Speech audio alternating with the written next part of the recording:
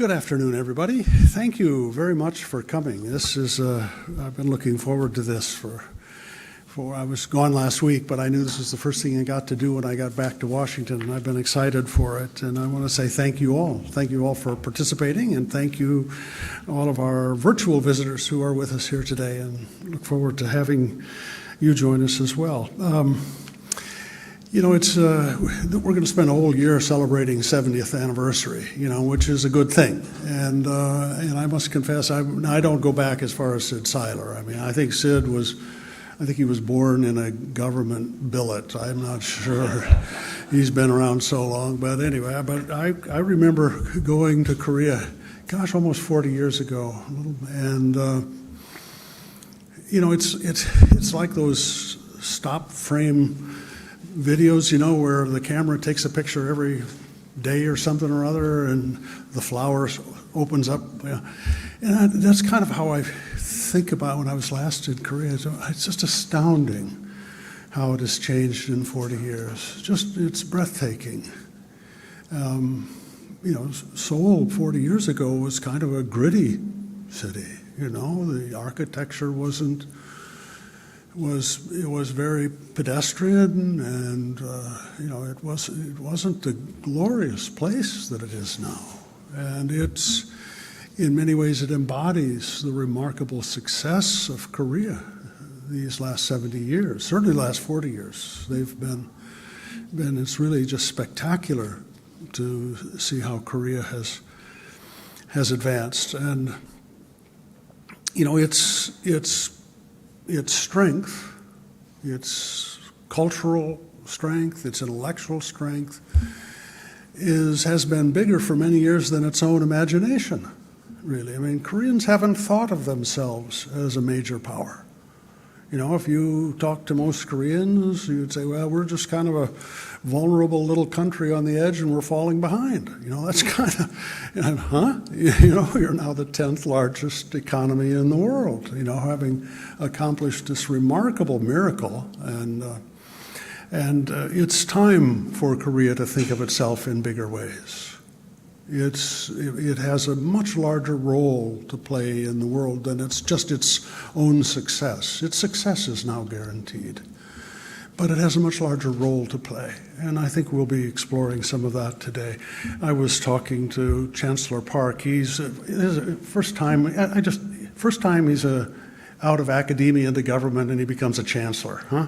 Go figure. I mean, it's just talk about landing on the top, but we were talking about the diplomatic academy, and I mentioned this to President Yoon when I was with Kathy. We were in Seoul together in September or December, and I said, you know, the Netherlands has an economy, you know, 40% the size of Korea's. Korea's economy is 2.5 times larger than the Netherlands.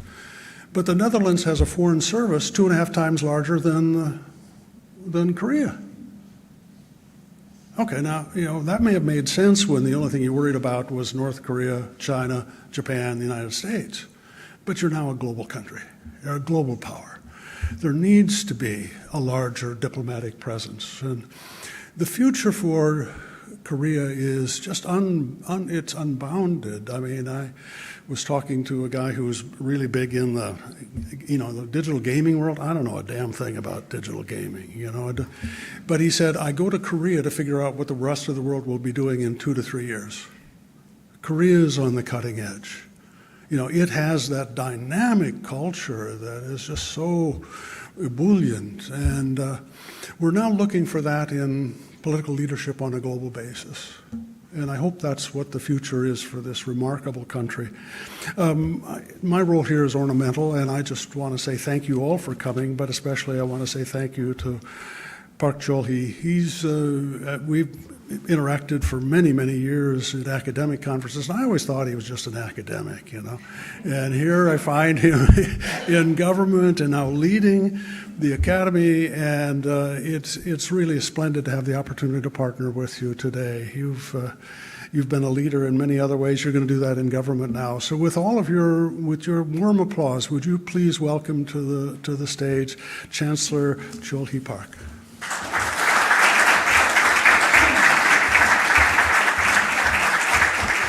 Thank you, Dr. Henry. Yes, I'm an academic turned government official now, but I always enjoy a kind of a seminar and speeches or colloquiums like this, and I'm very happy to see Dr. Henry, Dr. Cha again on this occasion. So I'm very delighted to resume this the bilateral dialogue on a face-to-faces after several years because of the COVID situation. So, and then I wanted to say a personal appreciation to Dr. Henry, who sent a very wonderful video message to the 60th anniversary of the KNDA event on September 1st. President Yoon himself was present at the ceremony, and actually, I think he listened to your advice. And then he confessed his strong will to invest more in the diplomacy and widen the horizon of the Korean diplomacy. And then I was very much impressed because he had a kind of a very wonderful time with the junior diplomats. And then originally it was set for just 20 minutes, but he himself talked for 20 minutes. And then the session has been extended to 37 minutes. But in the middle, he talked about Korea should play much more wider diplomatic function and then increase the number of embassies overseas. And I think that reflects his will to make Korea a global pivotal power. I always say that the pivotal power, the conception of global pivotal power, goes beyond the simple middle power. Middle power is a conception that lies between the advanced powers and developing countries. We are standing in the middle. But as Dr. Hamley said, we are above that position, and then we are in a position to play much more pivotal role in our global community, and we are assumed to that. But not because just this year is the kind of 70th anniversary of the US-ROK alliance. We made very strategic choices. But in a nutshell, it's a kind of very straightforward, clear answer to the conundrum of Korean diplomacy. Why? We made a clear choice. We don't remain hesitant or ambiguous anymore. We made a strong, clear choice that we are on the side of the liberal democratic countries. And we have to defend the freedom, peace, and the prosperity with other countries in the region and the world. That's the kind of one clear choice. And then also we are very clear to stand together with the like-minded countries to keep and sustain rules-based international order. On the basis of that, we are unfolding lots of efforts to move on. But the first start to do it is to strengthen alliance with the United States, as you see it. I like that the kind of the state visit in April, where President Yoon sang a song, American Pie. Wow, that single song changed the mindset of the Korean people, American people, changed many things, including a joint Congress the speech. That is a kind of start of the kind of being move, and as you can see, that is all connected with the Korea's efforts to make diplomacy a little bit different from past, which means they then made the kind of shuttle, they make us resume shuttle diplomacy with Japan. Prime Minister Kishida was very much impressed with our summit, with the summit meeting between Biden and President Yoon, and I'm ready to go and willing to go. He made his own decision come to Seoul, and then had a kind of his own talk about apologetic the gestures toward Korean people, and then it was connected to Hiroshima meeting, which was a kind of the great the event in a sense that he made a kind of personal commitment to visit the monument for Korean victims during the war, the nuclear victims. So that's a kind of, that sent a kind of a clear message to people that Japan wants to go work with South Korea. And then, as you can see, the best success was the Camp David Summit, where a trilateral cooperation mechanism has been firmly institutionalized and expanding the horizon of the geographic horizon to a wider region, including the Indo-Pacific, just going beyond the Korean Peninsula issue. We have promised to work together in a wider region. Also, the scope of cooperation is not confined to the security issues only, economic security, technology, and other issues. So I think that we made a wonderful success in the completing our duty, but I think a few challenges ahead. One is that we have successfully made the kind of our alliance upgraded furthermore than before, but how we can have early harvest in substantializing these ideas and make benefits tangible to the ordinary people. That's the kind of first challenge. The second, make Korea-Japan relations continue to move forward. In order to make a kind of triangular strategic relationship very strong, without keeping Korea-Japan relations as it is, it can easily break down. So make this relationship work very steadily.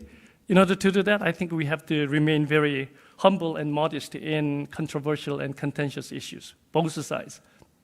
And I think the United States continue to facilitate this move from behind. And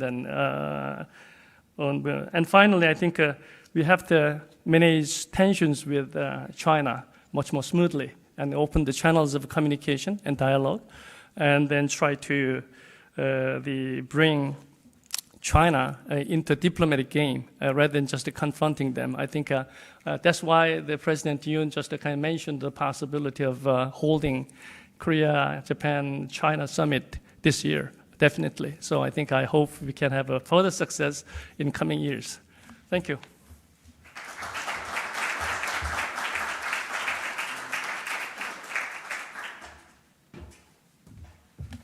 Thank you very much, Chancellor Park, for those remarks. And again, let me just say, for CSIS, it's great to be continuing our annual bilateral exchange with Korean National Diplomatic Academy. It's a real honor. Next in the program, I have the pleasure of introducing our keynote speaker for this afternoon, Dr. Jung Pak. As many of you know, she's Deputy Assistant Secretary in the Bureau of East Asian and Pacific Affairs, where she's primarily responsible for multilateral affairs as well as Deputy Special Representative for the North Korean affairs.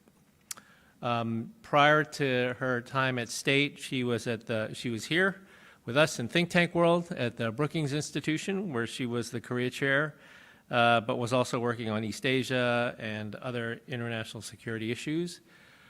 She is the author of a fantastic book called Becoming Kim Jong-un. If you haven't read it, you should read it. I not only read the book, I also listened to it on audio a second time. And I then asked my publishing company, can we make an audio book of my new book? And they said, yes, but you cannot narrate it. Jung narrated her book, the entire book. And they said, you can't narrate. I said, my friend Jung narrated, why can't you? And they go, you don't have a good voice for audiobooks. She clearly has a good voice for audiobooks, but I didn't. Prior to her time at Brookings, she was at the CIA and served as Deputy National Intelligence Officer for North Korea at the National Intelligence Council. And before that, she was a history professor in New York at Hunter College. She is part of the Columbia Mafia, so Chancellor Park did his PhD at Columbia. I did my PhD at Columbia, as did Deputy Assistant Secretary Jung Pak. So there is a Columbia Mafia here today. Former Fulbright Scholar, graduate of Colgate University, where she also received an honorary doctorate degree. So ladies and gentlemen, we're very fortunate and excited to have Dr. Jung Pak with us this afternoon.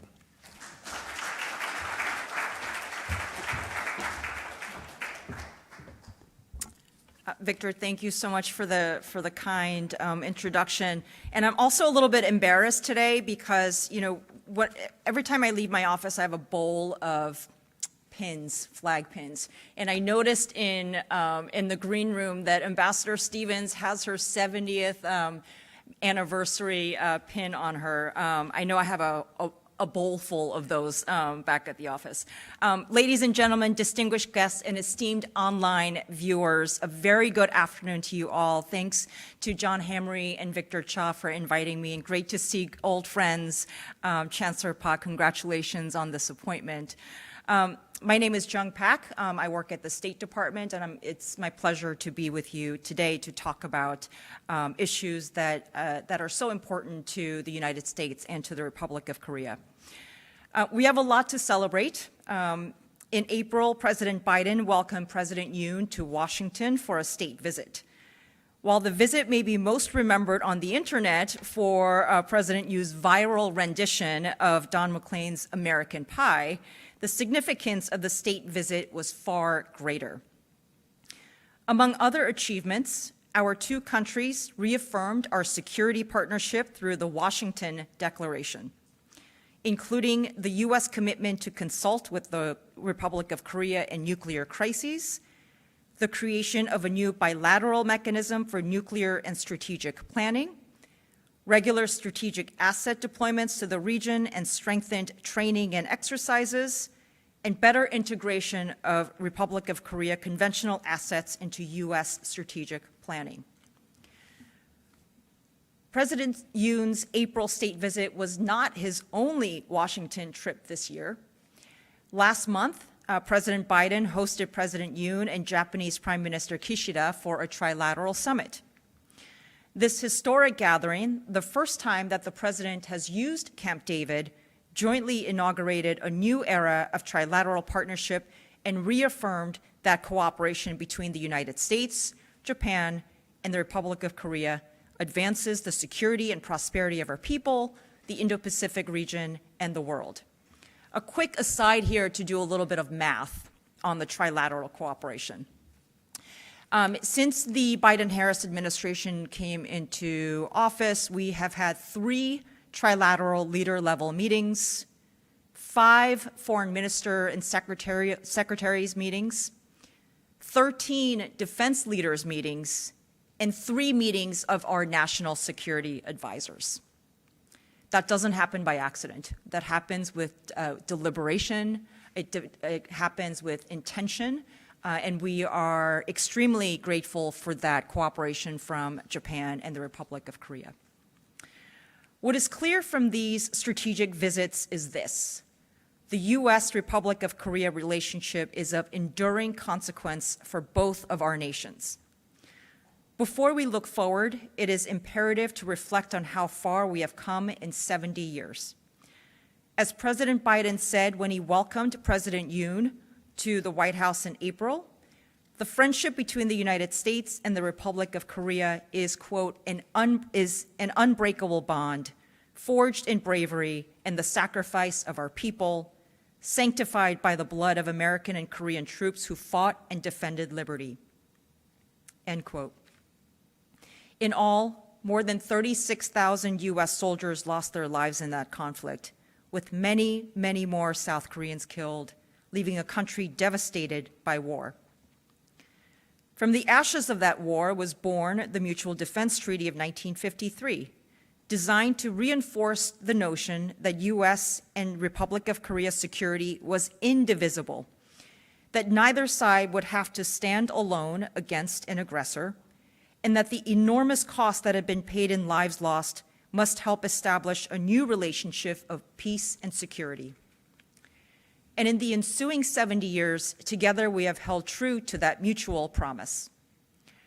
Nowhere else is it more important to recognize the value of our commitment with the Republic of Korea to mutual defense than with respect to the DPRK. What we see happening in Pyongyang and the choices the regime continues to make are deeply troubling.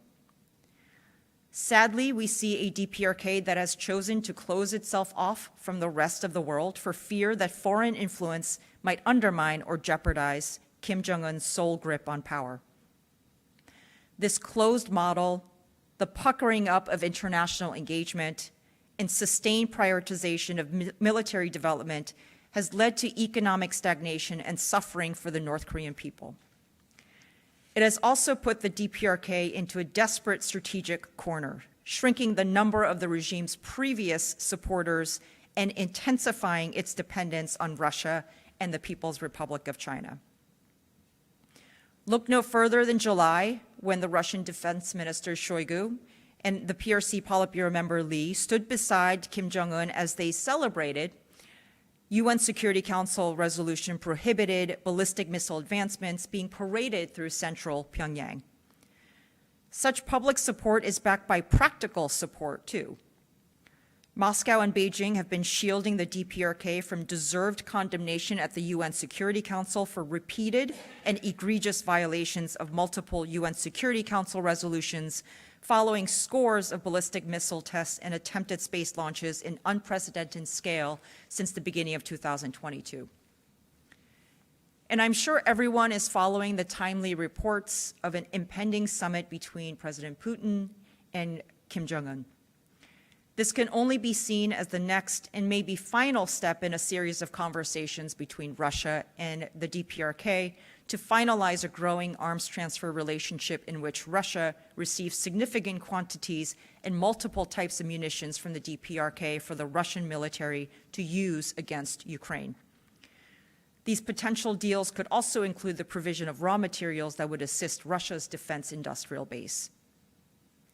The international community stands united against such provocations and reckless disregard of the Security Council. In fact, provocations in the region, including those from the DPRK, have only strengthened U.S. and Republic of Korean resolve.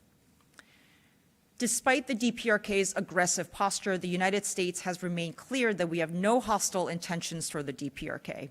We are not seeking conflict. Our goal remains the complete denuclearization of the Korean Peninsula. We have made it clear both publicly and privately that we seek to discuss the factors driving tensions without preconditions about what the results of those talks might be. Unfortunately, the DPRK has chosen not to engage. And despite this silence, however, I can reaffirm that we will continue to reach out to the DPRK and call on Pyongyang to engage in serious and sustained diplomacy. And until Pyongyang is ready to engage, we need to meet our responsibility to respond appropriately to the DPRK's unlawful ballistic missile launches, and we have done so. Our bilateral and trilateral military exercises with the Republic of Korea and Japan are purely defensive in nature and are intended to maintain force readiness and preserve regional security. Unlike the DPRK's ballistic missile launches and other activities, our joint exercises are consistent with international law. U.S. and Republic of Korea military exercises are routine and defensive in nature, and we reduce risk and promote transparency by announcing the exercises in advance, including dates and activities. While the alliance remains steadfast in addressing these challenges, we must not allow them to solely define our partnership. Instead, we have a broader, multifaceted role to play on the world stage. In this context, the Republic of Korea stands out as a significant global economic force, commanding one of the world's largest economies and ranking as the United States' sixth largest trading partner. Together, our two countries have a great amount to gain, for example, to gain from deeper technological cooperation. That is why in February, Secretary Blinken and ROK Foreign Minister Park Jin achieved a significant milestone in renewing the U.S. ROK Science and Technology Agreement, which signals our unwavering commitment to collaborative endeavors in scientific breakthroughs aimed at benefiting the global populace. A new area of collaborating is emerging in the field of space exploration. For example, following the U.S. ROK summit, we jointly unveiled billions of dollars in shared commitments to deepen our collaboration and understanding of space. And collectively, we have committed to substantial investments that span crucial sectors, including semiconductors, electric vehicles, high-capacity batteries, biotechnology, and clean renewable energy, proving that our alliance is more than just hard security policy. Which brings us to the view forward. As we look forward to the next decades of our alliance, we reaffirm that the U.S. commitment to the defense of the Republic of Korea is ironclad. Our joint efforts will encompass a wide spectrum from fostering economic growth to empowering women and countering disinformation campaigns. We are increasing cooperation with Southeast Asia and the Pacific Island countries as we implement our respective Indo-Pacific strategies, working together to support high standard outcomes as part of the Indo-Pacific Economic Framework for Prosperity and strengthening bilateral cooperation in APEC. President Biden also has applauded the Republic of Korea's great efforts to embrace greater global responsibilities and reaffirm our shared commitments to strengthen democracy and protect human rights. A great example of this is Seoul's announcement that it will step forward and host the next Summit for Democracy. To further strengthen our people-to-people ties, the President's announced a new $60 million educational exchange partnership as well. The list goes on, but in the interest of time, let me simply conclude by saying that the U.S. Republic of Korea alliance is not simply a pact between governments, it is a bond between peoples. I think everyone in this room and all those watching know that the alliance encapsulates the spirit of friendship, sacrifice, and shared aspirations. And as we celebrate the remarkable journey of the past, let us also embrace the promising path ahead. And together, the Republic of Korea and the United States will continue to stand as beacons of democracy, peace, and progress in the Indo-Pacific region and beyond. Thank you.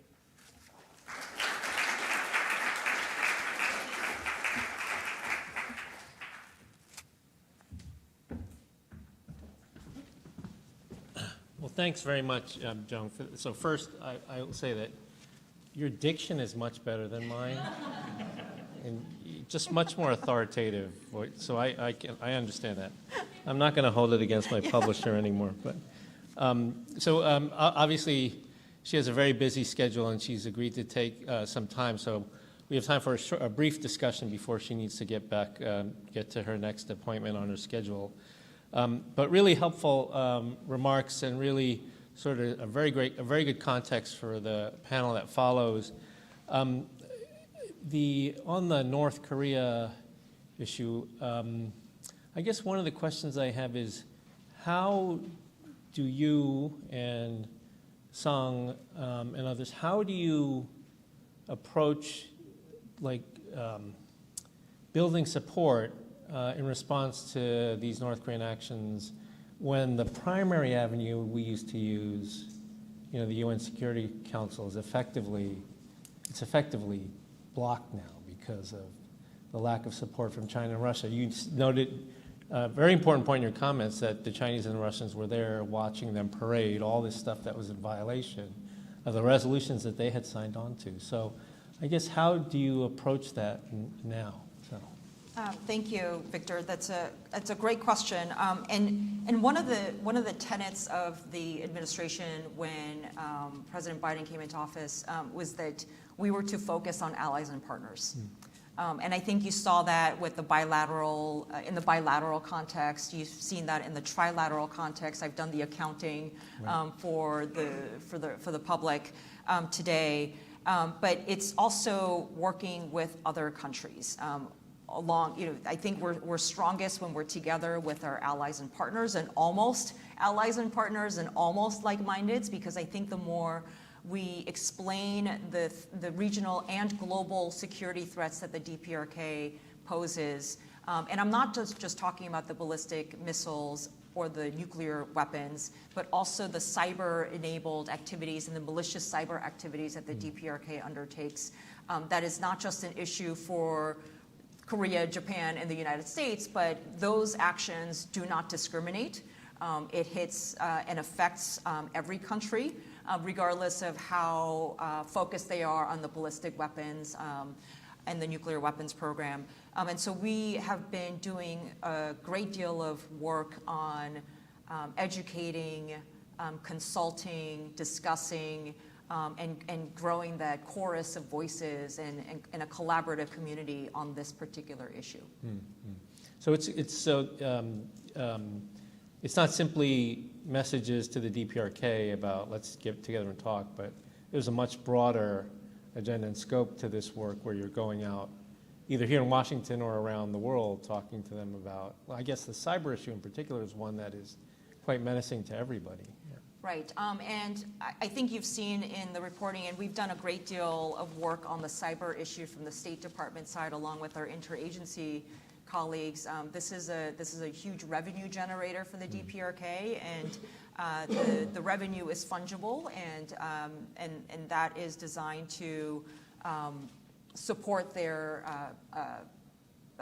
weapons programs that are banned by multiple UN Security Council resolutions. Right, and then there was the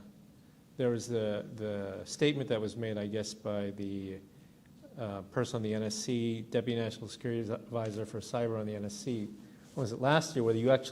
government actually gave an estimate of what we think they're using for their financing proliferation out of these revenues, right? Right, Yeah. and I think that during the pandemic as the attack surface had grown exponentially during the pandemic, everybody's pushed online. All of our technologies are pretty much online, and all of our activities are online. And as other countries develop their cyber infrastructure, that it's important that for everyone to recognize that there's a nexus between the weapons programs as well as the cyber activities. Yeah. You mentioned, and it's in the news cycle now, this impending summit meeting between Kim and Putin. I guess something that we were discussing as a group this morning is how China might react without getting into asking a U.S. government official to speak publicly about hypotheticals, because I know that you don't do that. Maybe you could just say a little bit more about how the U.S. government is tracking this and what are your concerns about this meeting? I think in this, at CSIS and in other venues, we in the U.S. government have talked about how there has been a greater strategic alignment between DPRK and PRC and Russia. We've seen that in the DPRK's own statements over the past 2.5 years that parrot or echo talking points coming out of Moscow and Beijing about issues like Ukraine, for example, or NATO. And we've seen that as reflecting the DPRK putting its eggs in those two baskets. And I think that I mentioned the puckering up of DPRK's engagement. I think this summit shows the extent to which Kim is relying on his two partners in the region. And what's been problematic is that the DPRK's actions over the past 2.5 years have violated multiple UN Security Council resolutions that both Moscow and Beijing have signed on to. And we encourage Moscow and Beijing to use their influence and to abide fully with the UNSCRs that they themselves have signed on to. Yeah. And North Korea actually has something to offer this time, right? And I think has been stated, this really shows the desperation of Putin that he has to look to North Korea for help on these sorts of things. Okay, the last question, this is more of a personal reflection question, is like I said at the beginning, you wrote this incredible book about Kim Jong-un. And while you were at Brookings, before you went back into government, now that you're in this position as sort of the point person, certainly in D.C. on North Korean affairs and things, how do you, now that you know what you know inside of government, how do you think about the book that you wrote and whether you were right about what you thought about Kim Jong-un and things of that nature? I always am interested to hear, particularly from academics who spend time in academia writing and then go into government, what their reflections are based on that. I'm going to answer that by not answering that direct question, and it's that the book was published in 2020, April of 2020, right when the pandemic started, which means that I wrote the book before the pandemic, before anybody had any inkling about what was to happen in the ensuing years. Since then, I think there have been tectonic shifts. Invasion of Ukraine by Russia, threats of nuclear weapons use that are just kind of out in the ether and people are talking about it. the erosion of international rules and norms, i.e., talking about nuclear weapons use, and what that has done for the DPRK, in that they have become much more closed. And so I think there's some huge challenges and changes in this geostrategic environment that I think requires thoughtful, deliberate, intentional thinking and a greater reliance on our allies and partners to help us do the needful. Well, then we'll just have to wait for your next book when you come out of government. Dr. Jung Pak, thank you so much for spending time with us today. Ladies and gentlemen, please, round of applause for our keynote speaker.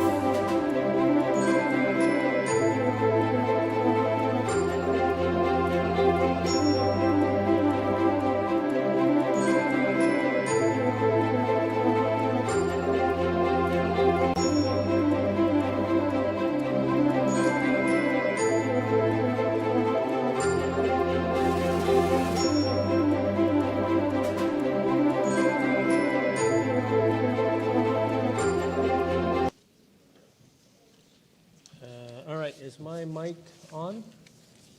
Yes.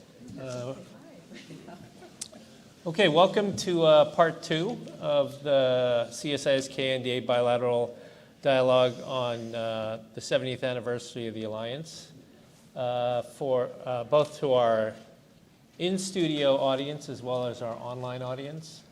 For our online audience, my name is Victor Cha. I'm Senior Vice President for Asia at CSIS Korea Chair and also Professor at Georgetown University.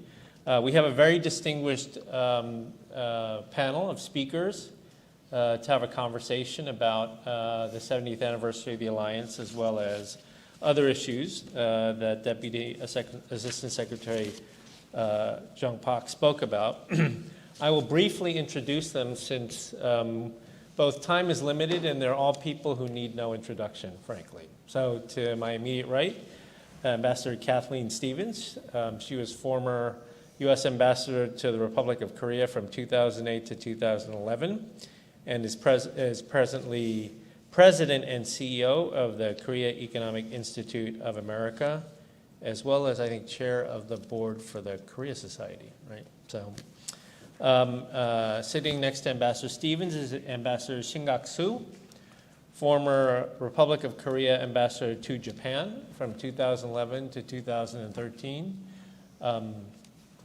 Was one of the most outspoken voices about the need to improve relations bilaterally and trilaterally at a time when those relations were quite dysfunctional. I remember him in Korea and around the world speaking on that, so very courageous on his part, and everything that he has hoped for has now been vindicated, right, in terms of that. Next to him, General Vincent Brooks, former commander of U.S. Forces Korea, United Nations Command, and Combined Forces Command from 2016 to 2018. He's currently director of the Gary Sinise Foundation, visiting senior fellow at the Harvard Kennedy School's Belfer Center for Science and International Affairs. And last but not least, or batting cleanup as we say in baseball, Dr. Kim Hyun-wook, who is Director General for American Studies at the Korea National Diplomatic Academy. So really a wonderful group with us today. So I thought I would just begin by asking all of you, or we, as Jung Pak mentioned, we've just been through this period where there have been a whole series of diplomatic meetings between the U.S. and Korea and trilaterally, the state visit in April, the Washington Declaration, and the Camp David trilateral, spirit of Camp David, trilateral summit, trilateral joint statement. And I guess I'd like each of you, if you could just reflect on where we've come from, where we are now, and in the aftermath of these very important meetings that have just taken place, whether you think things are on track in terms of the expectations that were set out by the April summit and Camp David. And so why don't I start with Ambassador Stevens? Goodness, well, that's a big question. Yeah. So, this has been a very eventful year, and it's not over yet. And I was just noticing over the weekend, as I followed the news a little bit, that our two presidents, President Biden and President Yoon, were together once again, I believe, at the G20 in India.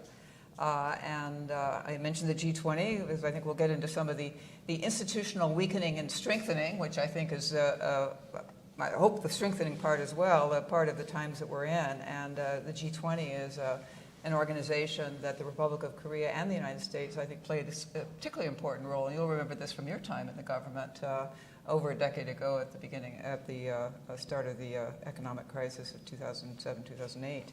In any event, I think this is a year when we are celebrating 70 years since the signing of a mutual defense treaty. If we just if we judge by sheer length, maybe you do that in academia, the joint statement by the two presidents is actually much longer than that defense treaty of 1953.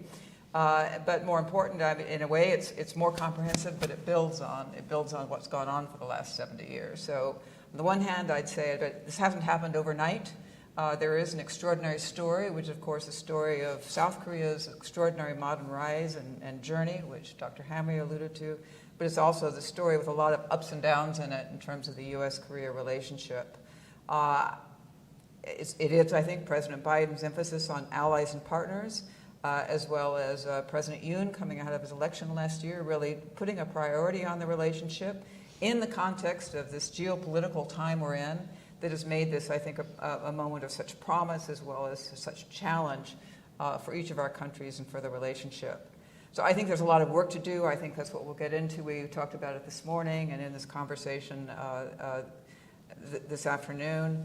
My final point on that, I guess, would be I think where I see some of the biggest challenges are in the way that sort of national security and economic security have become so intertwined.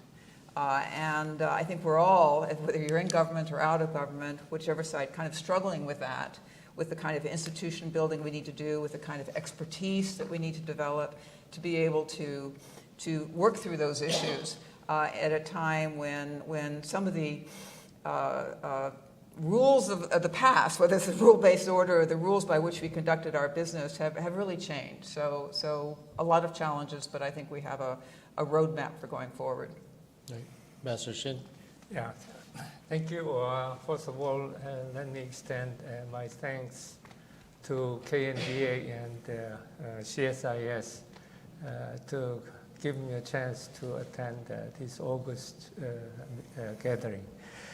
Well, I was told that I'll be given 7 minutes on how to canvass the future of Korean-U.S. alliance, but the scenario has been changed, and he asked me what has happened on the recent diplomatic events between Korea and the United States, together with Japan. But I would like to briefly mention the meaning of 70th anniversary of Korea's alliance. According to Confucius, he was Jongshim at the age of 70. In other words, he can just follow his heart's indications without overstepping the boundary of what was right. So it means that very high level of inspiration or enlightening. So in that sense, the Korean alliance has reached the stage for the last 7 decades. So it means that the Korean alliance should embark on a new, fresh journey to renew what we have achieved and just explore new horizon for the alliance.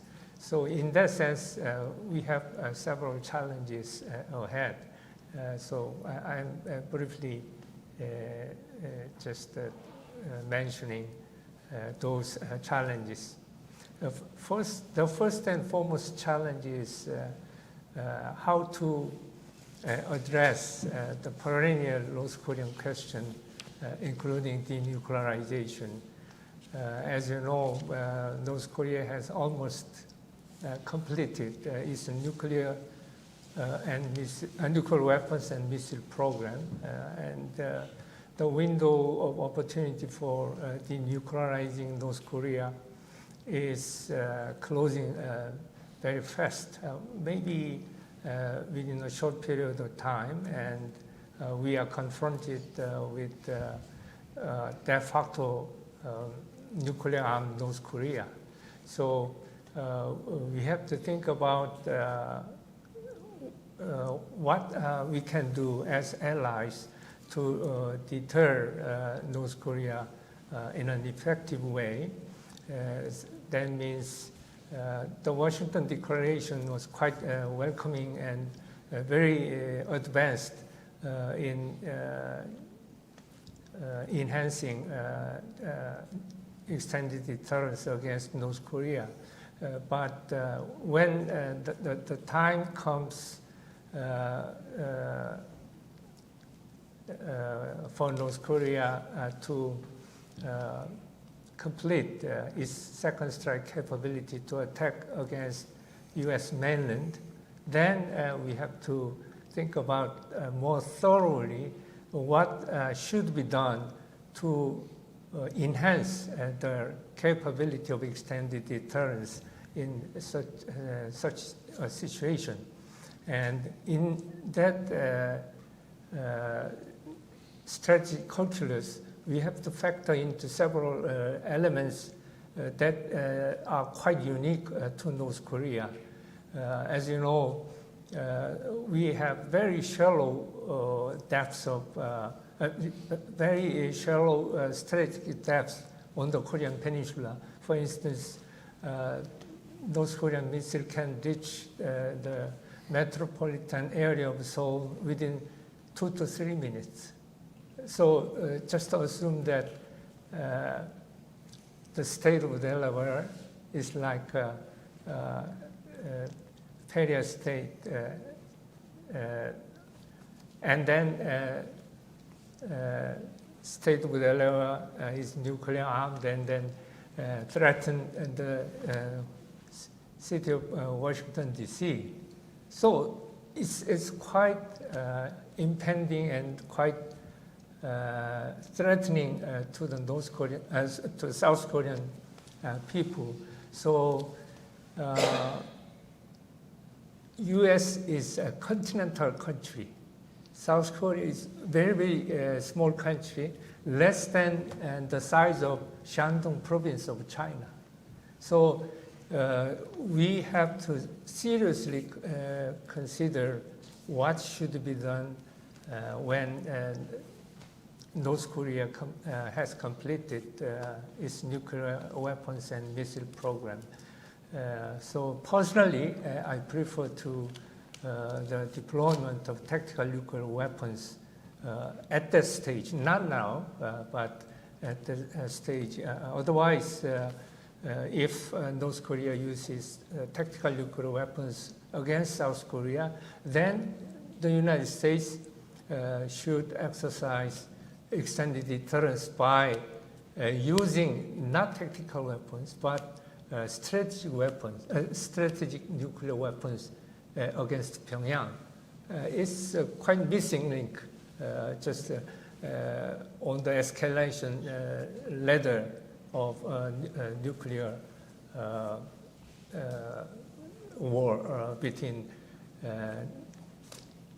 the United States and North Korea. So that's quite abhorring and threatening to the South Korean people.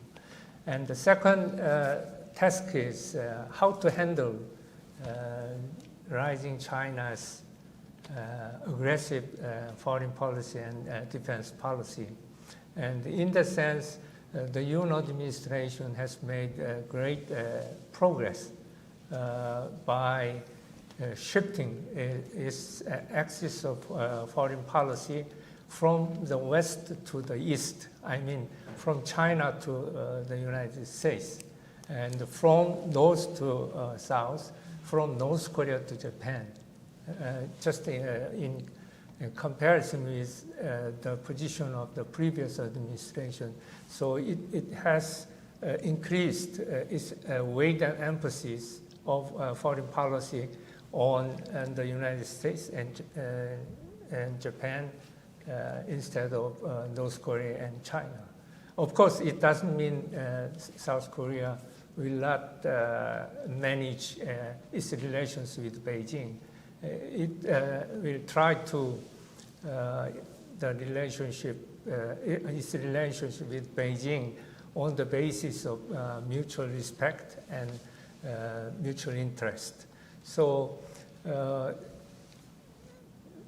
in that process, what South Korean people want the United States to do is to make clear its China policy more than now. as far as I know, the U.S. China policy is just focused on addressing the threat from China, but it has been fluctuating from administration to administration, and even during the same administration, the policy has been fluctuated. So what is important is the strengthening of strategic communication between Seoul and Washington, together with Tokyo and other partners and allies in the Indo-Pacific region. And third task is to just reinforce collaboration with regard to the Indo-Pacific policy. Last December, South Korean government released its Indo-Pacific strategy, but it has to be fleshed out. Maybe Director General Wu will be in charge of this task, but in that process, we have to accelerate close collaboration between Seoul and Washington to just pursue complementarity of resources and different positions. So, for instance, South Korea is well poised to promote democracy and human rights in Southeast Asia and South Asia, because we have been we used to be an authoritarian state and developing state, but we have transformed ourselves to be a democracy and just aid donors. So I think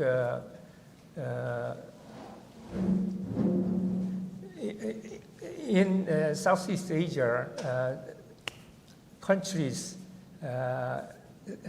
think that the U.S. is reliable, but not so cooperative in economic terms, while China is untrustworthy, but very cooperative in economic aid and investment.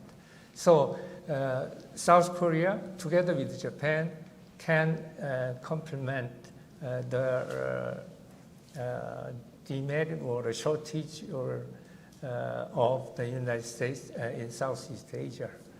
Finally, I would like to emphasize the asymmetry between Seoul and Washington in terms of capacity, strategic setting, and interest. So close coordination is quite essential from the alliance's perspective. To that end, I think we have to reinforce personal and cultural exchanges between the two peoples. As democratic countries, both South Korea and the United States should rely on the support of the public for carrying out shared policies in Korean Peninsula, East Asia, in the Indo-Pacific and the global community. So I am very happy to note that at the last summit meeting in April, there have been agreed upon on many kinds of personal and exchange programs between Seoul and Washington. And I firmly believe that the Course Alliance will be and should be a beacon of hope and courage that provide us with the strength to sail together through the hyper uncertainty and hyper volatility of the post-Cold War era. Thank you. Thank you, Ambassador Shin, for that great overview.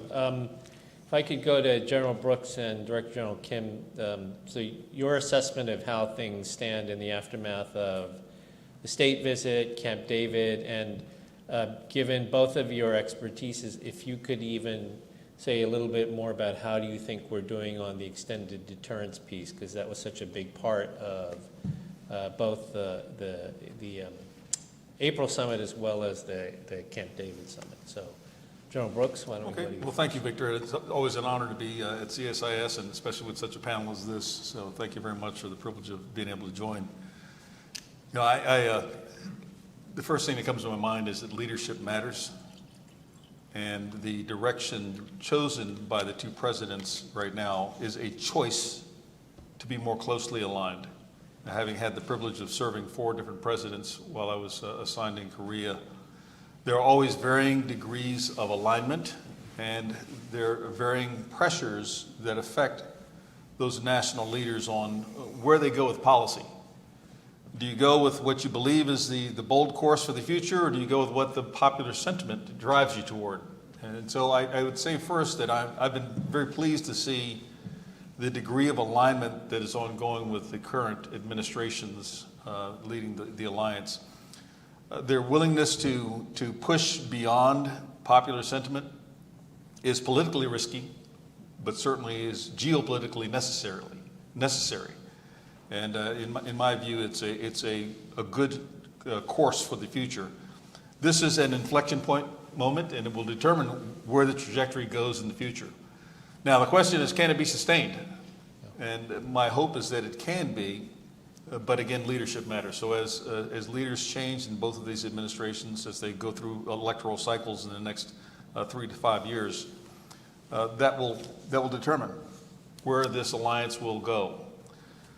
On some very specific points, I've been very pleased to see, for example, the resumption of exercises with far fewer restrictions.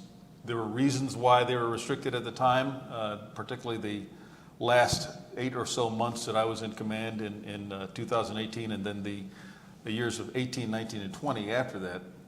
There are reasons for that, but the relaxation of some of those restrictions makes it possible to maintain the right kind of posture from which deterrence emerges, assurance emerges, and readiness emerges. Those 3 things are the 3 primary aims of the conduct of exercises. Professionals have to practice. It's really that simple. And the restrictions that had been in place were limiting the degree to which the professionals could practice. And they were practicing nevertheless, but not to the fullest extent. The return of strategic assets is another one. It is a two-edged sword, to be sure.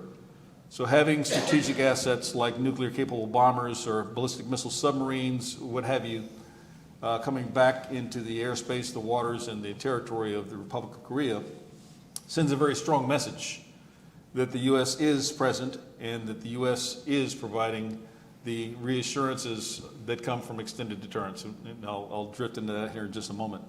At the same time, we have to be very careful not to create a sense of dependency where assurance rises above deterrence. And what do I mean by that?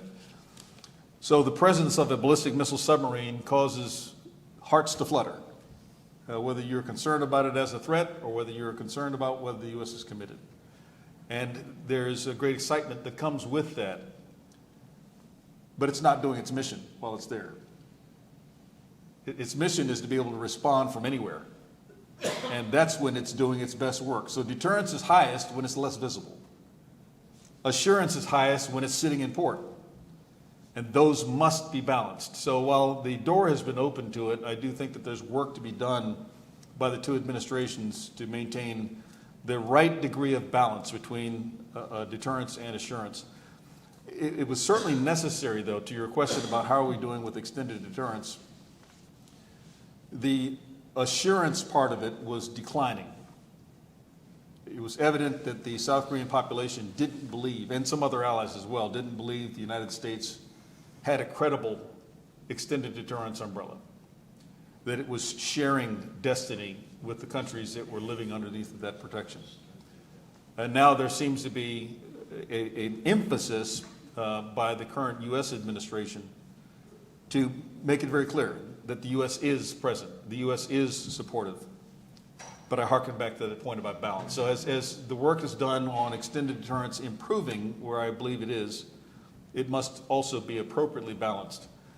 The broad descriptions that came from the declarations, Ambassador Stevens talked about its length compared to the initial mutual defense treaty. And so it's so much more because the alliance is so much more now, 70 years later. But it goes into so many different areas, and I think that that's instructive and also calls our attention to the degree of maturity of the Republic of Korea especially, and to the alliance secondarily. And that's something to be sustained and indeed applauded as time goes on. But where does that lead with regard to some of the fundamental issues? Is the alliance going to ever achieve the condition of peace on the Korean Peninsula? This development of strength, for example, this display of power doesn't necessarily lead to peace.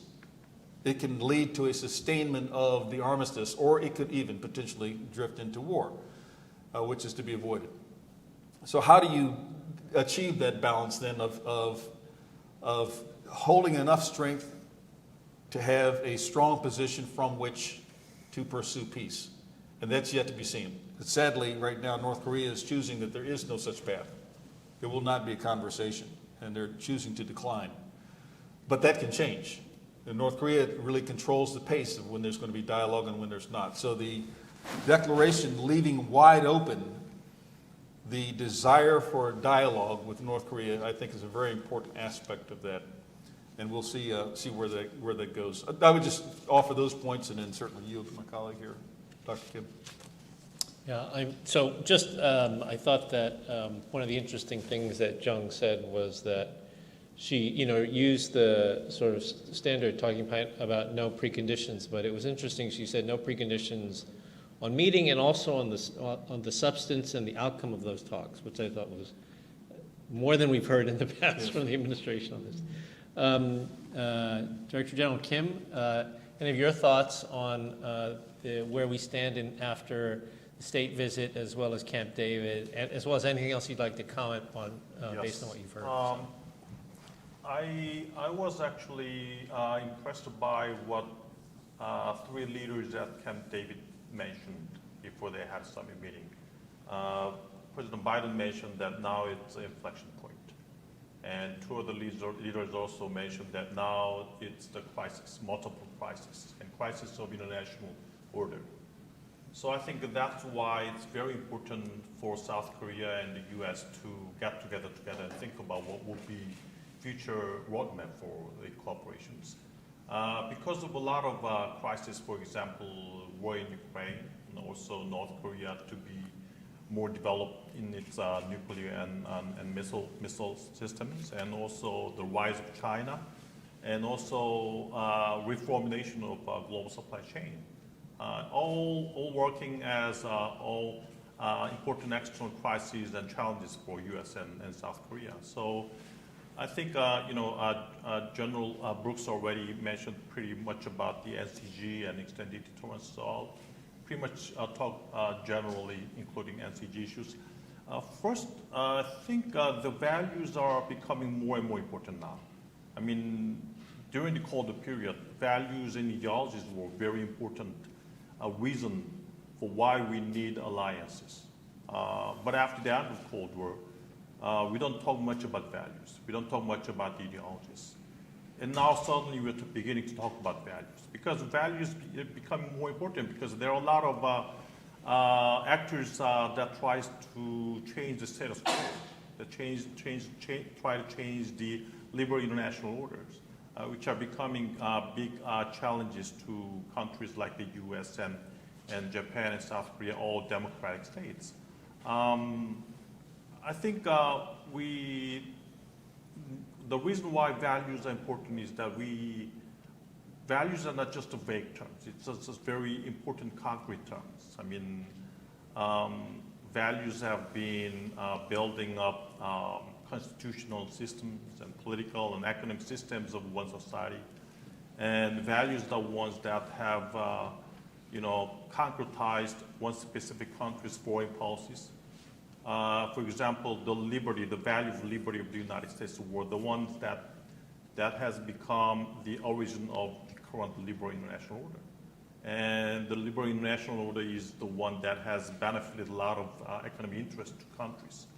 So I think in that sense, we need to get together, and the reason why we get together is our values. I mean, at the bilateral summit meetings and trilateral summit meetings, shared values, and also based upon that, the peace and stability in the Indo-Pacific area is the important reason why we are getting together.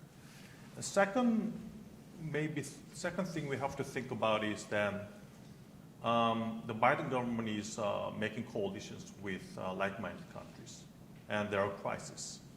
And crisis is making reformulations of international orders and systems, which means that new rules are being made. And I think U.S. and South Korea has to be rule setters. I mean, for example, semiconductors and batteries, and also we are in the middle of negotiations of the IPF, and they're all the ones that we need to make new rules. I mean, things are changing very, very quickly, and I still remember that at the end of all the post-Cold War period, at that time it was Clinton government that came away the intellectual property right as an important measures that need to be made as new rules of international trade systems. I think things are changing, and now it's time for the U.S. to make new rules, and the U.S. cannot do it alone.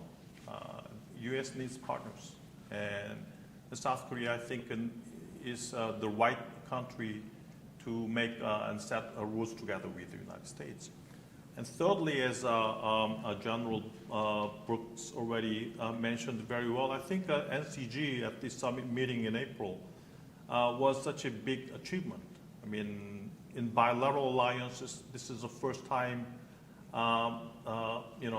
creations of systems that the U.S. is sharing its informations and plannings and executions with its allies. Maybe NATO, but NATO, it's only England and U.S. they share something. So I think in bilateral alliances, this is the first time that U.S. is sharing its nuclear operations with its allies. So I think in that sense, it's very important because North Korea is not only the one that's confined to the peninsula, but it's something that's beginning to become a regional affair. So I think this is a very important upgrade of U.S.-South Korea alliance, and I think we need to upgrade and continue our talks about the extended deterrence to South Korea. Great, thanks. I'd like to shift the discussion slightly to, we've kind of all been looking at it from the outside in, and I'd like to look at it from the inside out, and that is some things that we talked about this morning. So I think generally people feel like we're in a good position. We've come a long way.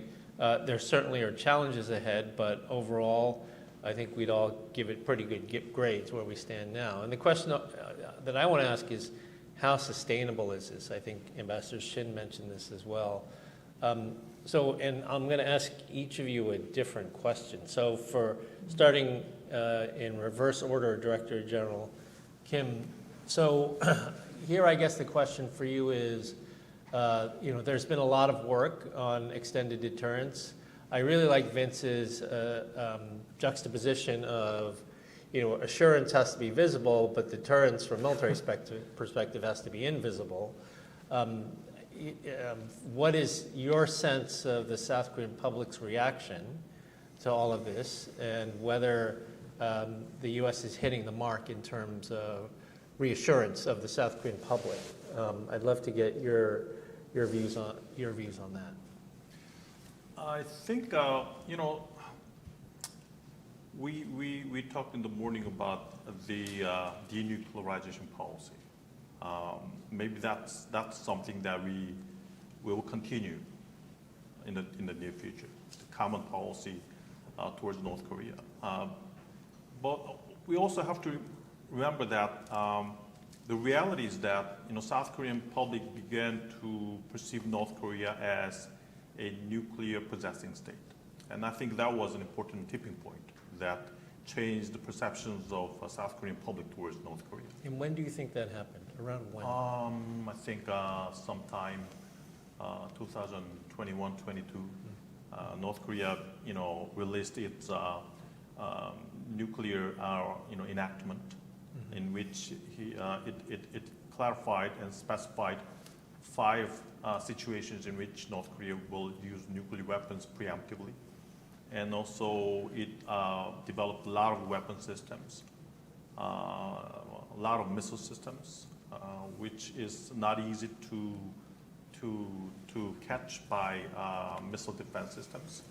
And if a nuclear warhead is capped on top of those missiles, then that would be really a problem for South Korea's security.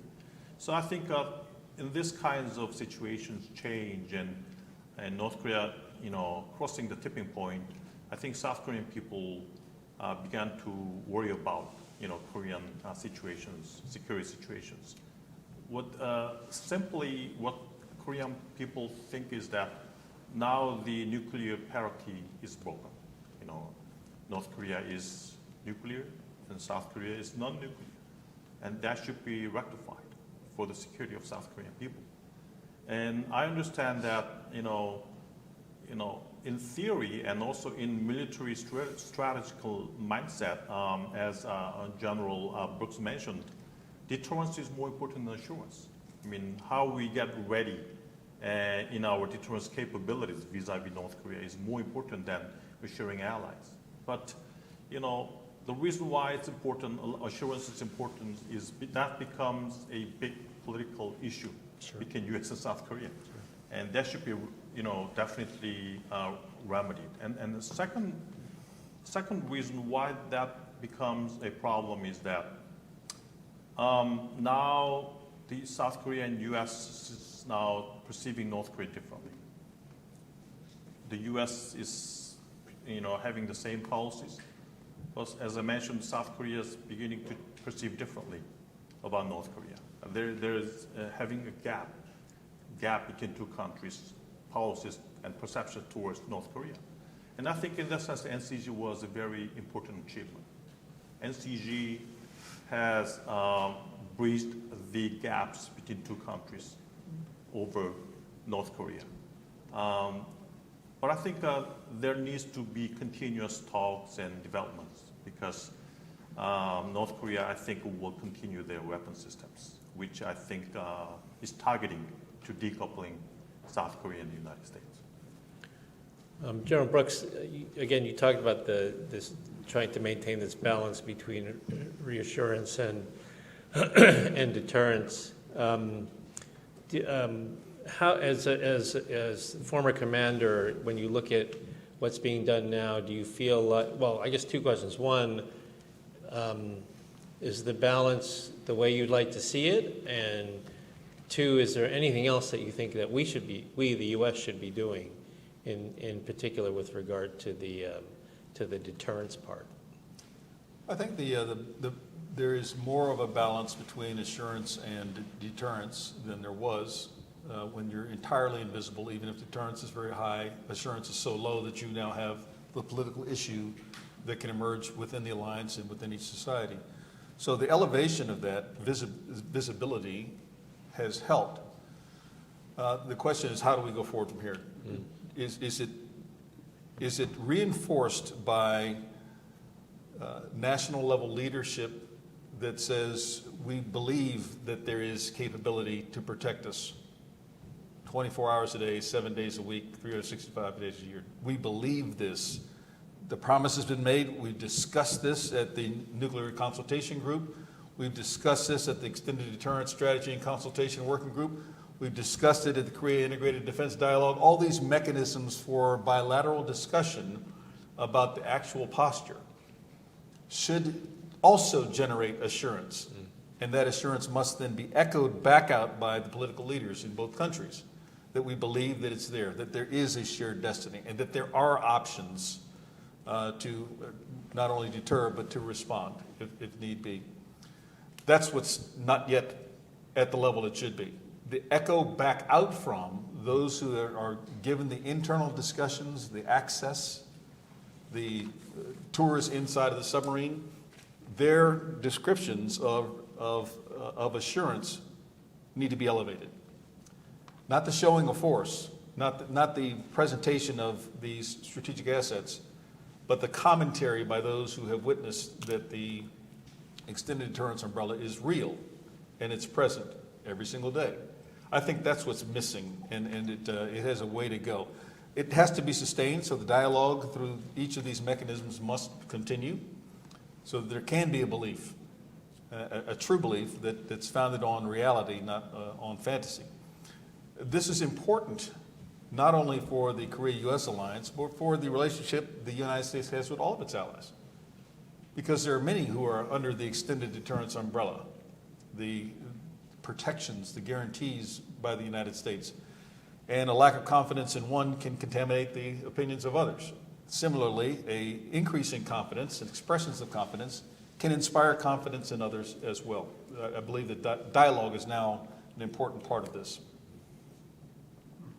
It's very interesting because that the term you use, sort of that feeding back out of the internal discussions, I agree, is something that there needs to be more of. In the past, that also had consequences of its own, right? In the sense that there would be others who would say, no. If we talk about this too much, then we're going to upset our chances for diplomacy with North Korea. Remember, there were times where USFK, CFC had to determine how much they would talk about the exercises that they were doing because of the potential diplomatic blowback. Arguably, that's less of an issue today, given North Korea's complete disinterest in dialogue, but for a point well taken. Ambassador Shin, if I could shift and ask you the same sort of question, but really with regard to Japan policy, and has clearly not very popular initially for President Yoon, but is your sense that given the sort of accomplishments, the benefits that have come from it, has public opinion changed? Is it still the same? How sustainable is this in South Korea? Yeah, before responding to your you question, can always say anything about anything else anybody else said. So. I just briefly mention an episode in which a Korean former general mentioned that we can trust American generals like General. Trust me, Ambassador, trust me. But we cannot trust American politicians. He said, just quick episode, but it means a lot to the Korean public, how to understand the extended deterrence provided by the United States. Yeah. So we have to continue communication with the Korean public through public diplomacy, whether it be by South Korea or the United States. Well, moving on to the Seoul-Tokyo relations. As you are well aware, the bold initiative by President Yoon last March opened the avenue to restoring very abnormal relationship between Seoul and Tokyo for the last decade. But as Foreign Minister Park Jin said about the March the 6th solution, it was half full. So half empty must be done by the Japanese side. That was the perception or understanding of the Korean public about the solution to the issue of forced labor.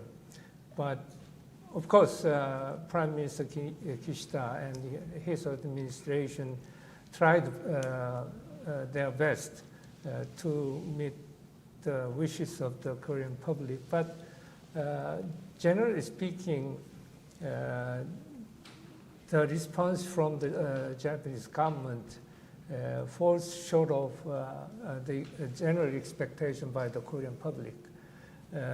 No mention about the voluntary contribution of the Japanese companies involved in those cases to the fund created by both business federations in Seoul and Tokyo, as well as no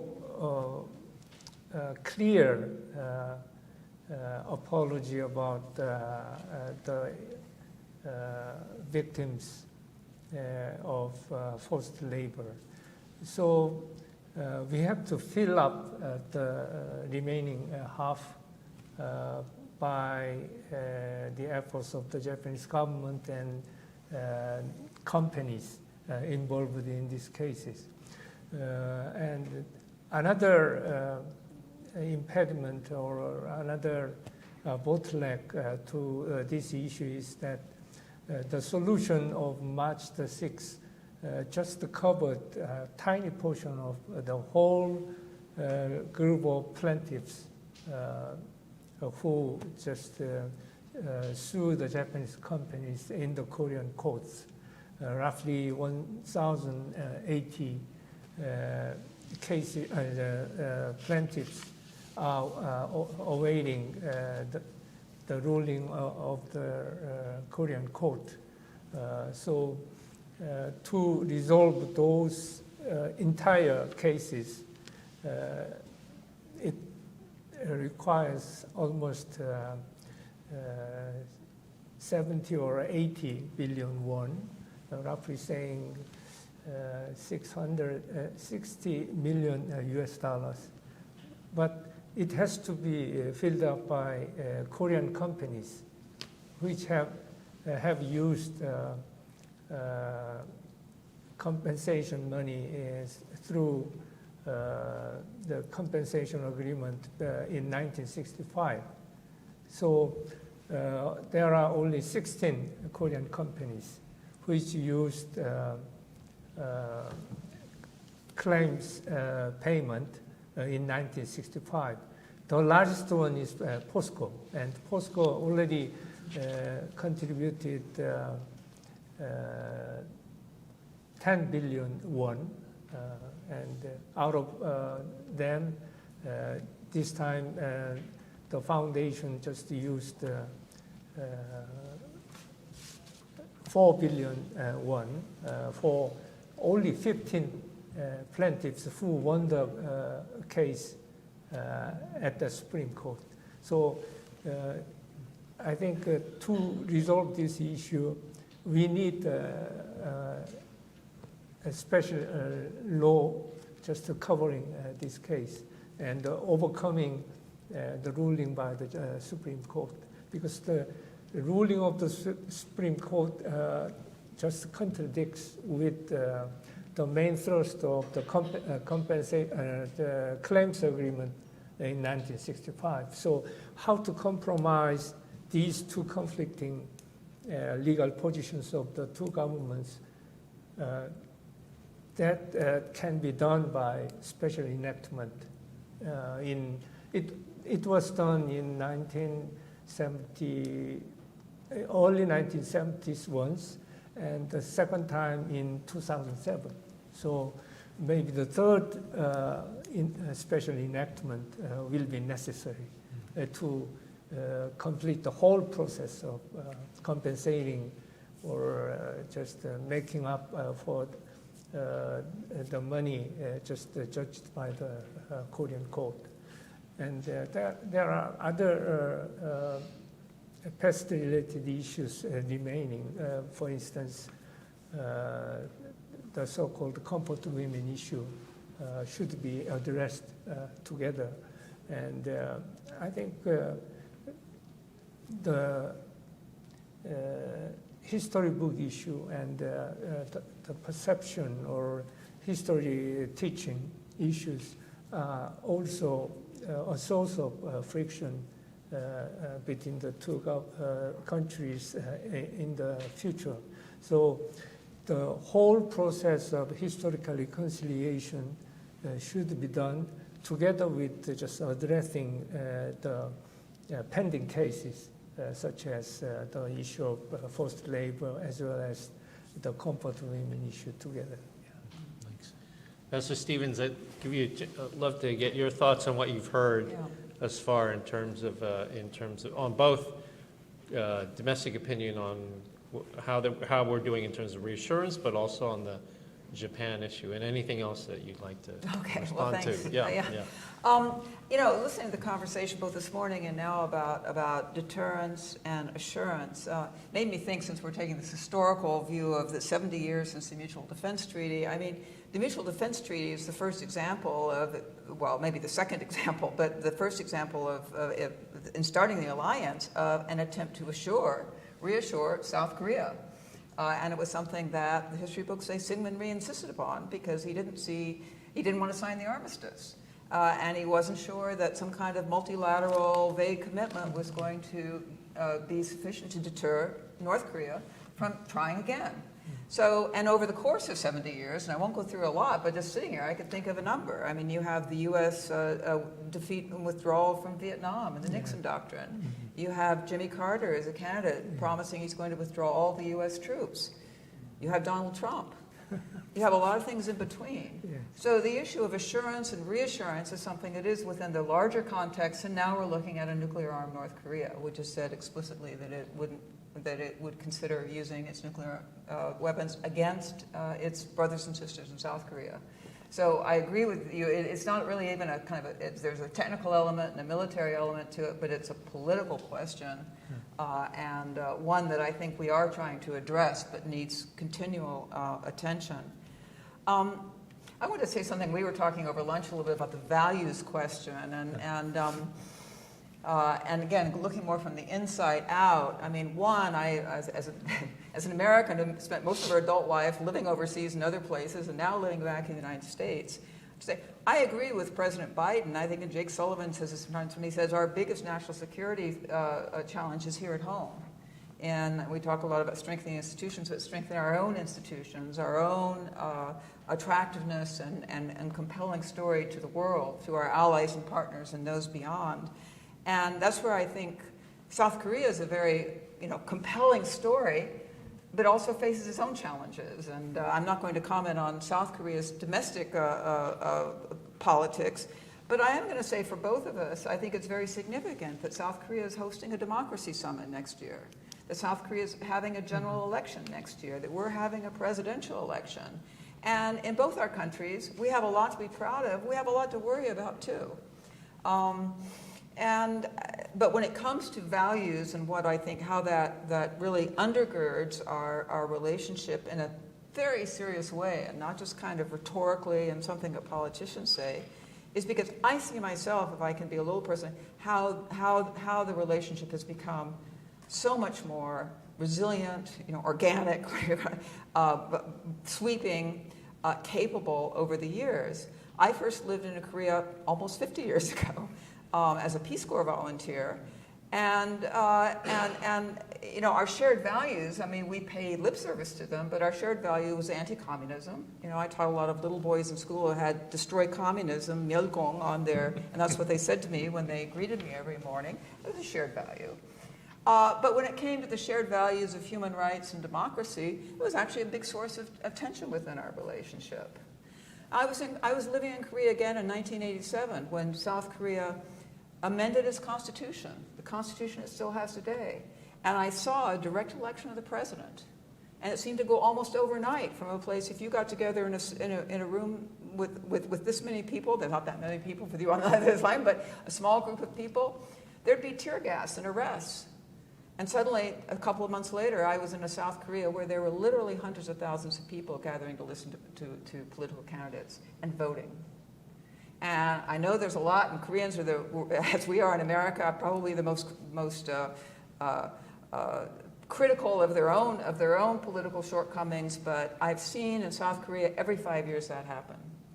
You know, I've seen the first place I learned the phrase "peaceful transfer of power" was in South Korea, and I learned it in Korean because it was something that had not happened. And it happened again and again and again. And now as I live in my own country, I realize we can't take that for granted anywhere. So those to me are the kinds of values that have to come from the inside out. And if we can find a way of doing that without politicizing it within our own systems, then I think that we have a much better chance of dealing with some of the issues that, in addition to all the ones we've talked about, including the unfinished business on the Korean Peninsula of denuclearization, of a better future for the long-suffering people of North Korea. Sorry, I'm making this into a speech now, but I feel strongly about it. I mean, another one is climate change. And if we can remember what our values are, and if we're looking for the next 70 years, that's the title of this, if we don't get our arms around climate change, all these other things maybe don't matter so much, but also in terms of political sport now. And we are well positioned to do that.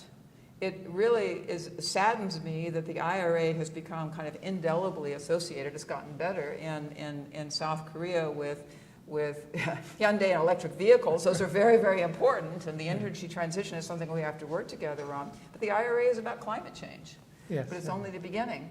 And I think that's a place where we can take these shared values, these technological complementarities that we have, these people-to-people ties, all of it, and really make a difference. So out of that long, long, long list, I guess I just wanted to add that, especially we're in this 70-year kind of period, and say we've got to stay focused on that, because it's also where we get the support from the younger generation, who's going to be around 70 years from now, to realize that this is a relationship that not only has this kind of incredible past, but has more relevance than ever.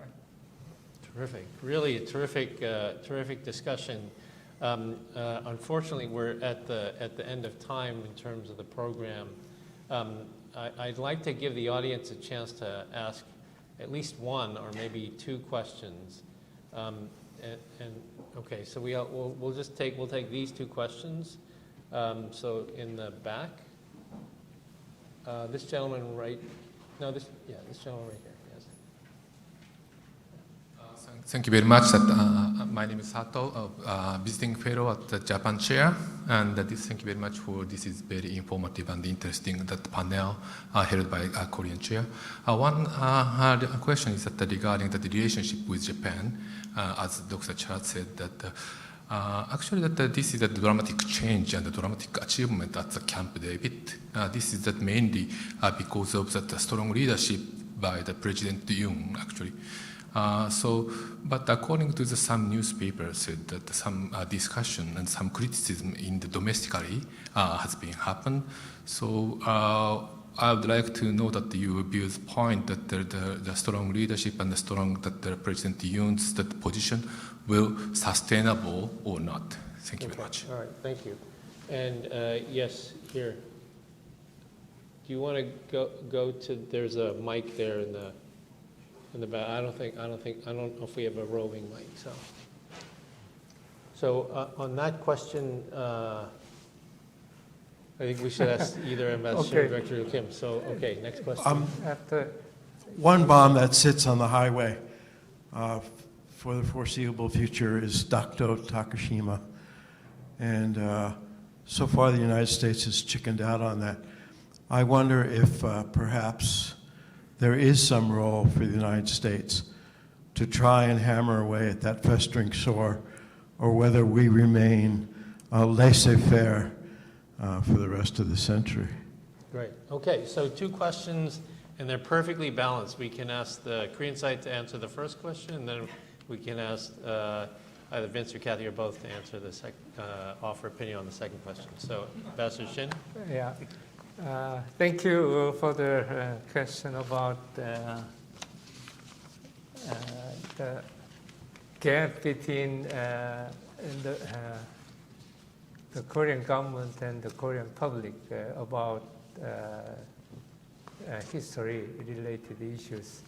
Yes, there is a perception gap between President Yoon and his administration's view and the view of Korean public. I personally go with perception or view held by President Yoon and his administration. But in reality, the Korean public does not follow his views on history-related issues. The problem is that the lack of communication or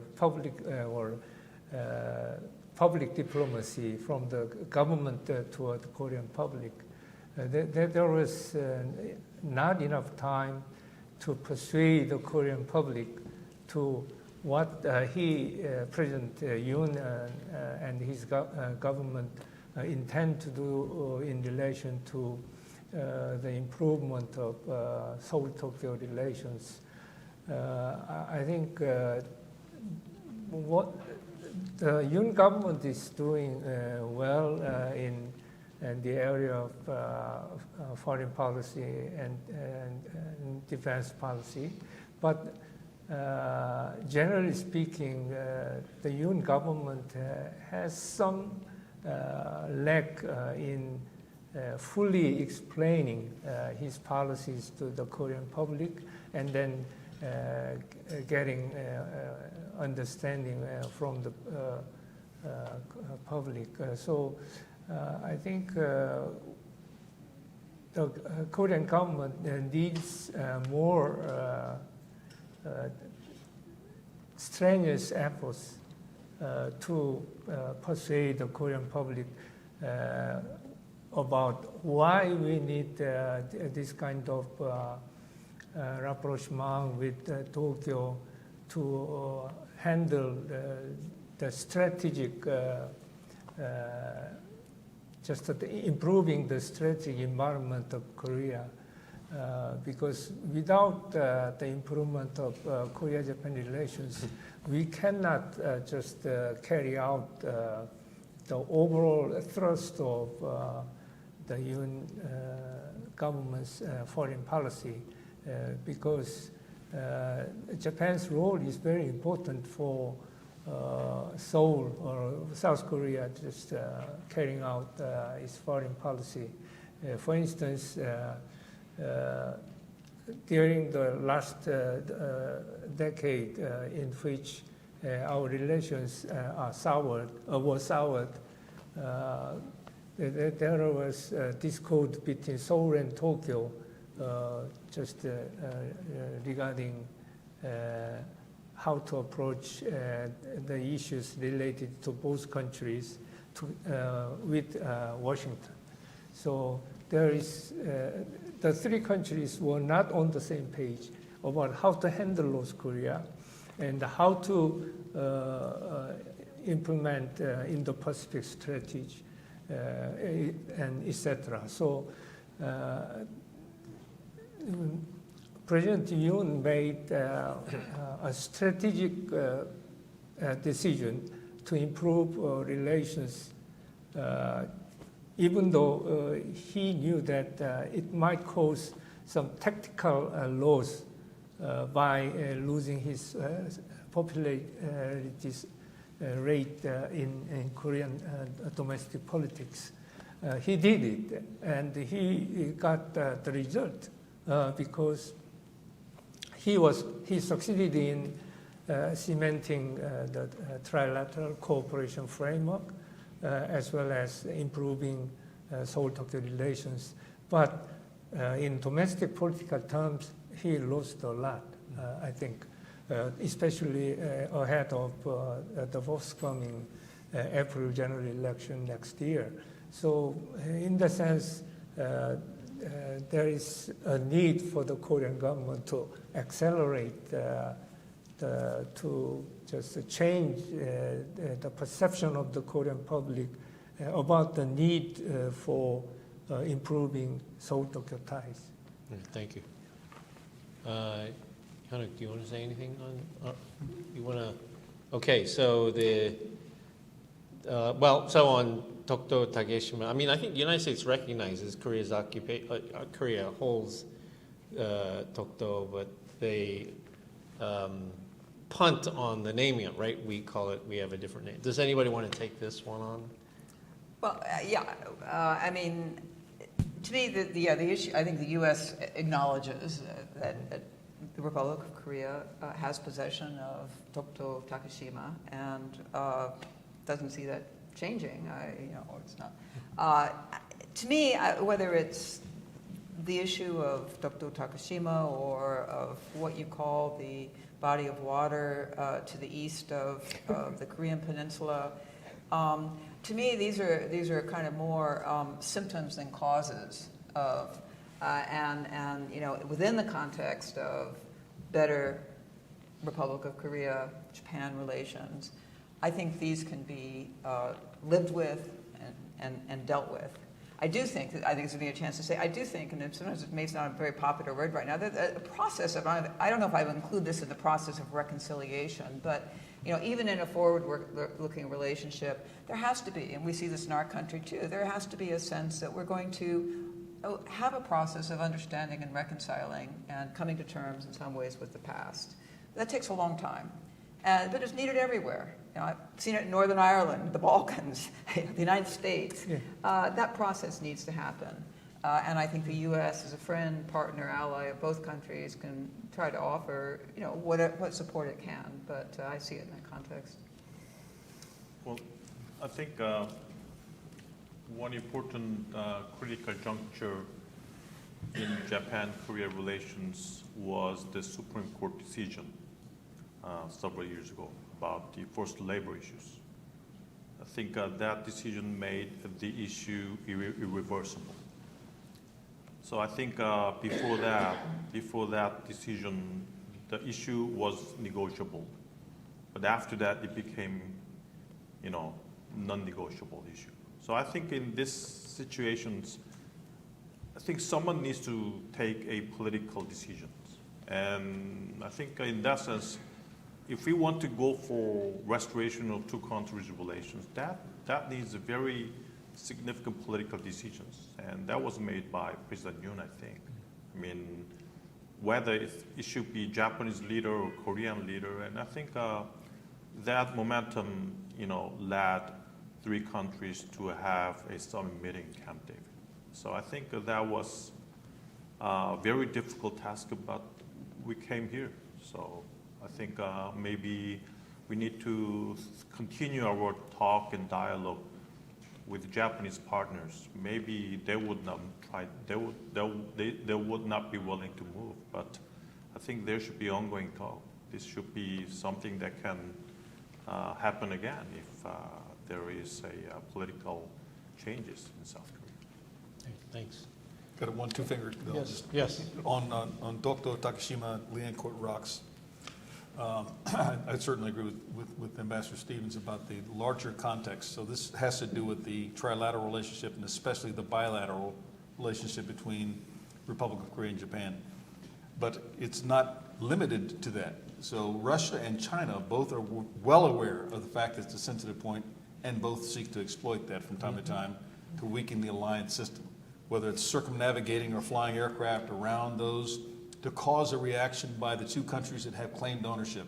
They do it there, they do it in air defense identification zones that overlap, and it's in the interest of the three countries who are allies in Northeast Asia to work their way through this, and in the meantime not to allow it to be exploited as a way to drive a wedge into the system of alliances in Northeast Asia. Right. Mr. Shen. Yeah, as you are well aware, the issue of Tokto Takeshima is a kind of zero-sum game between Korea and Japan. And especially for South Koreans, this is an issue of identity because the Korean people consider Tokto as the first victim of Japan's colonial invasion in the early 20th century. So it's very emotional and sensitive issue in South Korea. So there is little room for compromise on this issue. So what we can do is to not let this issue just to dominate the bilateral relationship between Seoul and Tokyo. And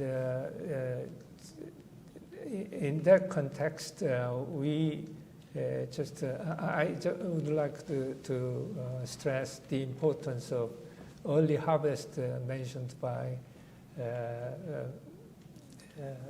Chancellor Park in his remarks, because just to avoid oscillations in domestic politics of the three countries, we need institutionalization of cooperation on the bilateral and trilateral level.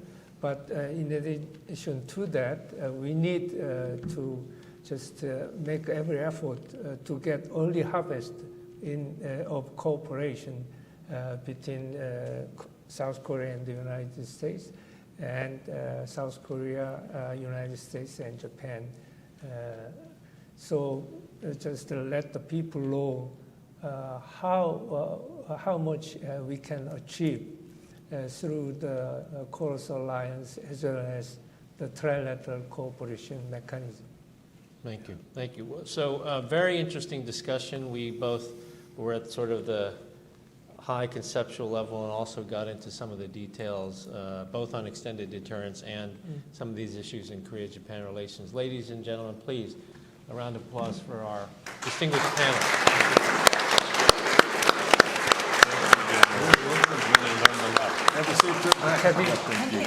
Thank you. So this concludes our panel discussion and our conference. On behalf of CSIS, let me just thank everybody for joining us today here in person and online.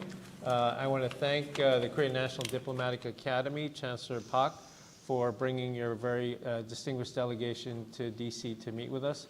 Is there anything that you want to say in closing? Do you have remarks? Thank you. Okay.